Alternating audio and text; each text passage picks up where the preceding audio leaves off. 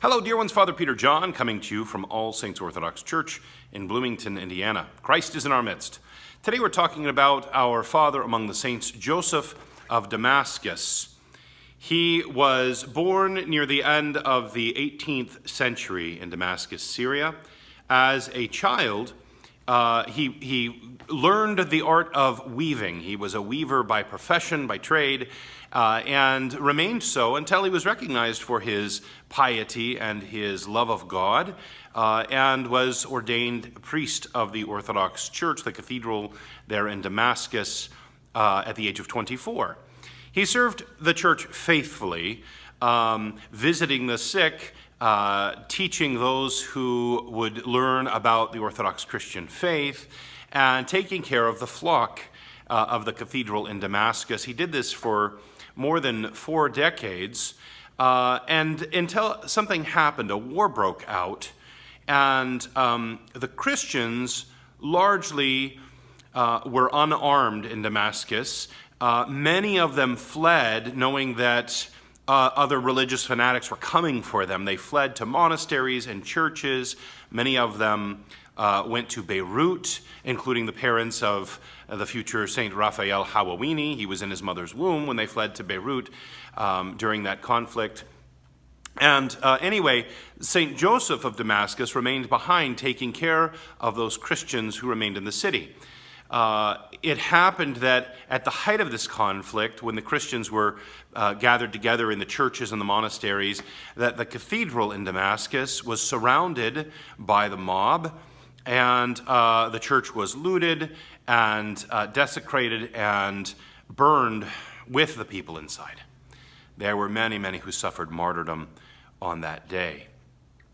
St. Joseph was out at that time serving the shut-ins. He was caring for them, going from house to house. He actually had to walk on the rooftops, if you can imagine a 67-year-old priest carrying communion and walking on the rooftops of the houses from house to house in order to avoid arrest.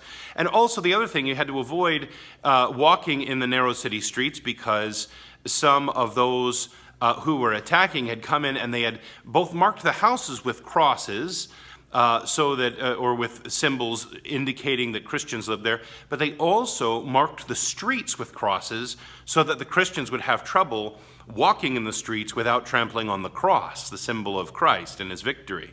And so St. Joseph went from roof to roof, and when he came to the home of a parishioner, he would come down and he would pray with them. He would encourage them with the lives of the martyrs and the saints. He would give them communion, hear their confession, and give them communion, and then move to the next house. Well, he was doing this, and the Christians, like I said, were gathered and were suffering in the various churches and places. And when he came down from the roof at one point, holding communion, he was surrounded by a group, by a mob, who referred to him as the leader of the Christians. They knew who he was. They had been seeking him out.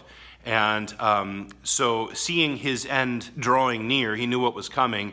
He opened his communion kit. He consumed the body and blood of Christ, made the sign of the cross, and was martyred by those who had surrounded him, who hated him because of his Christian faith.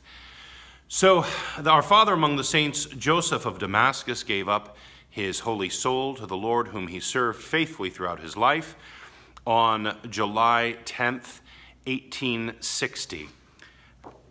Holy Father Joseph of Damascus, pray unto God for us, that we may be strengthened in the faith of Christ. Christ is in our midst. He is and ever shall be.